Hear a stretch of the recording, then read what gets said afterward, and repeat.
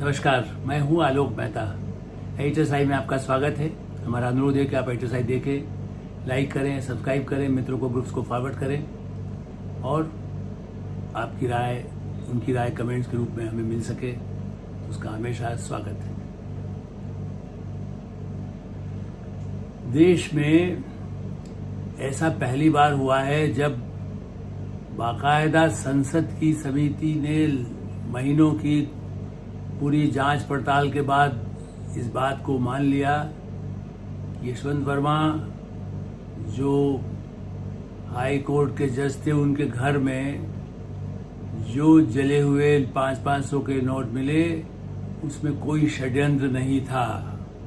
मतलब जज के यहाँ जो लाखों करोड़ों रुपया बोरियों में बंद उनके ऑफिस मैंने उनके बंगले के अंदर एक हिस्से में मिला, वो उसमें चूंकि जज साहब का यही कहना था, जस्टिस वर्मा का, वो इस्तीफा देने को तैयार नहीं थे।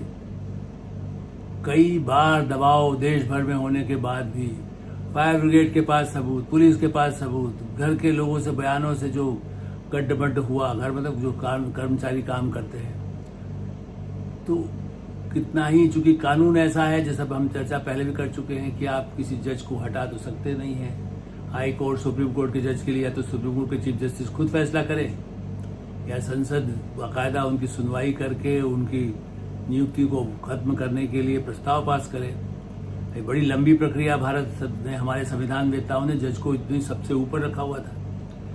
लेकिन जैसा माना जाता है, गांव में कहा जाता है कि बागाड़ी में जो लगाई जाती है खेती को सुरक्षा के लिए कि आगे कोई जानवर न घुसे, यदि वही कांटों का ऐसा जाल हो जो फसल के ऊपर गिर जाए, जब वही खेत खाने लगे तो रक्षा कौन करेगा? या जिन जानवरों को सोचते हैं कि उसको वहां रखा जाए, इंसान को रखा जाए, यदि वही फसल को खराब कर दे तो लगभग यही स्थिति है।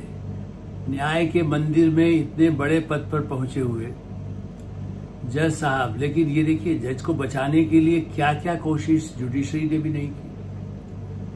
खास करके वो उन्होंने कहा मैं नहीं था, घर में आपके यहाँ कुछ मिला है। इतने बड़े पैमाने पर आपके उस कमरे में, जहाँ पर आप कह दीजिए कि वो हिस्सा अलग दूसरा है, हमारा कमरा इधर है, लेकिन बंगले के उसी प्रेमिसेस में जिस जगह नोटों के बंडलों के बंडल और 500 के नोट के बंडल मिले, फायर ब्रिगेड के वीडियो, मतलब जब उसकी वीडियोग्राफी पुलिस ने की, फायर ब्रिगेड ने की थी, उसमें भी सबूत दिखाई दे रहे थे, सारी दुनिया देख चुकी। उनने कह दिया ये षड्यंत्र है, मेरे बारे में ये फैलाया गया है, जबकि वो विवादास्पद इलाहाबाद, प्रयागराज के इलाहाबाद हाई कोर्ट के भी विवादास्पद जज रहे हैं। पहले उनका तबादला करने को हुआ, फिर वहां वकीलों ने विरोध किया, तो फिर यहाँ आ गए। मैंने पूरा, अब ये ठीक है कि जज साहब ने जब बिल्कुल लगा था कि अब वो संसद ही उनको निकाल देगी, तब जाकर उन्होंने इस्तीफा दिया। इस्तीफा देने को तैयार नहीं थे। इस्तीफा देने से कई चीज हो सकता है, उनको पेंशन मिल रही थी तो पहले भी काम न करने पर मिल रही थी जब से ये हंगामा शुरू हुआ, और इस्तीफा देने के बाद भी क्या प्रावधान है, ये कानून संविधान के हिसाब से उनको फायदा मिलता रहे। लेकिन हमारा सवाल ये है कि किसी और के घर में इस तरह से नोट पाए जाएं, क्या कानून के वो उनके पर कोई कार्रवाई नहीं होगी? क्या उनको कटघरे में उनको जेल नहीं भेजा जाएगा? करोड़ों रुपया यदि किसी के घर में पड़ा था, किसका था ये बताने को तैयार नहीं है। वो कहते मेरा ही नहीं। आपके घर में 500 के बंडल लाखों में रखे हैं, जले हुए मिल रहे हैं उनमें से कई हिस्सा। ऐसी स्थिति में सारे प्रमाणों के बावजूद आपको पता ही नहीं है हमें कि मेरे वहां पर क्या है, तो कौन नोट रख जाता था, किसके रखे हुए थे। ऐसी स्थिति में काला धन कहेंगे ना, चाहे वो उनका नहीं था, किसी और का यदि उन्होंने छिपा के रखा, वो तो इस तरह के गंभीर आरोप अपनी कम्युनिटी पर लगा सकते हैं कि मैं दूसरे जजों का रखा हुआ है, तो फिर या तो वो नाम बताते। सबूत होना चाहिए था ना, किसी सेठ ने रख दिया आपको, किसी अपराधी ने रख दिए, किसी विदेशी एजेंसी ने रख दिए। यदि आरोप है कि हम ये षड्यंत्र है, तो षड्यंत्र की बातों को भी वो प्रमाणित नहीं कर सके संसद की कमेटी के साथ, क्योंकि संसद ने भी समय लगाया। देखिए, इस उदारता तो हर पक्ष की है। कार्यपालिका भी जानती है और न्यायपालिका जानती है एक दूसरे को कैसे कहाँ कहाँ ज़्यादा न छेड़ा जाए।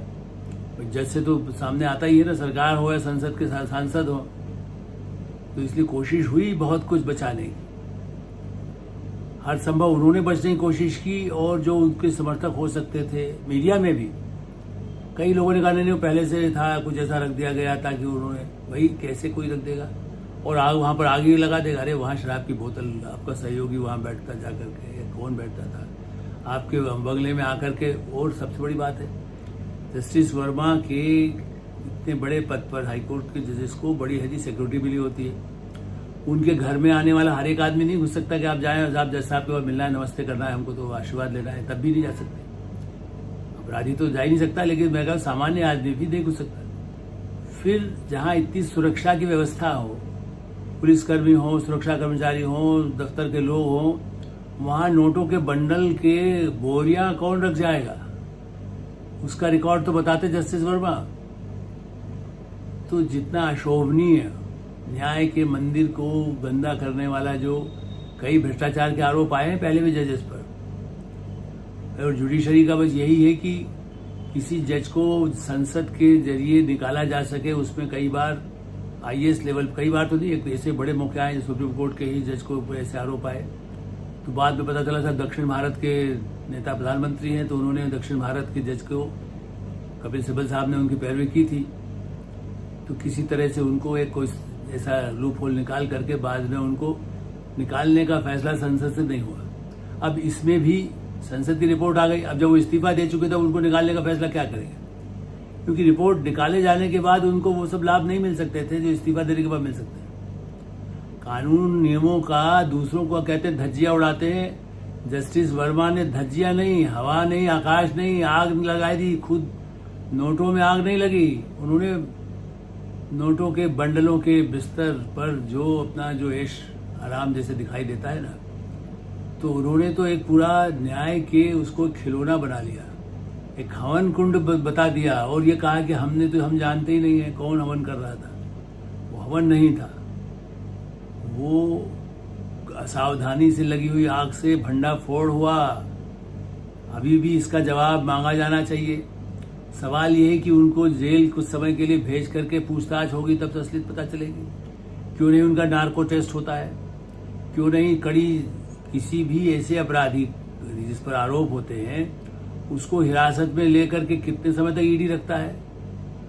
अरविंद केजरीवाल को 6 महीने रहना पड़ा था जेल में, तो उसके पास तो नोटों के बंडल भी नहीं मिले थे उनके घर से, आरोप रहे थे, कागज मिले, अभी भी वो मामला चल रहा है। मैं नहीं कह रहा हूँ कि उनको मुक्त हो गए, लेकिन तब तो हिरासत में रखा गया। उठी तब तो मुख्यमंत्री पर तो ये कहते साहब मैं तो जज ही रहूंगा, चाहे केस में चला जाए, मुझे भेज दो। लेकिन नहीं, ये अपना मस्ती से पद का लाभ भी उठाया, इस्तीफा भी दिया, ताकि इसके बाद भी उनको लाभ मिलता रहे। न्याय का ऐसा माहौल, न्याय के उस अपवित्र करने का जो काम है, मैंने कहा ना यदि यज्ञ हो रहा था तो उसमें यदि आप गंदगी डाल दें घी डालने के बजाय, तो यदि पवित्र न्याय के गलियारों में उससे गंदा करने का काम के जो आरोप आए हैं वो बहुत जघन्य है। और आगे के लिए भी मैं तो कहूँगा न्यायपालिका में ही संशोधन की आवश्यकता है। जजेस पर इस तरह के आरोप आने पर पहले इस्तीफा हो या उनको सस्पेंड कर दिया जाए, डिसमिस कर दिया जाए, फिर कार्रवाई हो, फिर यदि वो निर्दोष पाए जाए तो फिर आ जाए। भाई सांसद या कई ऐसे मौके पर मंत्री इस्तीफा देते हैं, फिर निर्दोष होने के बाद वापस आ जाते हैं। तो क्यों नहीं जजों पर ये लागू हो सकता है।